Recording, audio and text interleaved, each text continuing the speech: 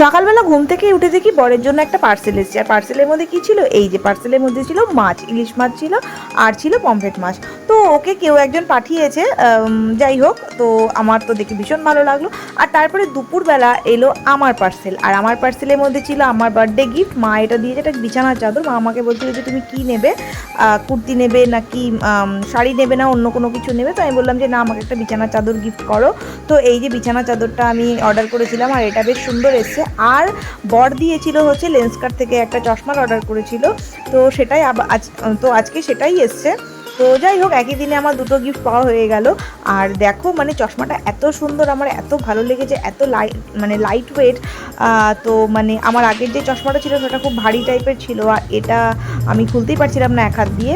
তো এই যে দেখো আমার চশমাটা কি সুন্দর, এটা পিঙ্ক কালার, জানি না কেমন মানে লাগছে, বাট মানে একদম হালকা পিঙ্ক কালার টাইপের চশমাটা। আর আমার ভীষণ ভালো লেগেছে বার্থডের গিফট দুটো।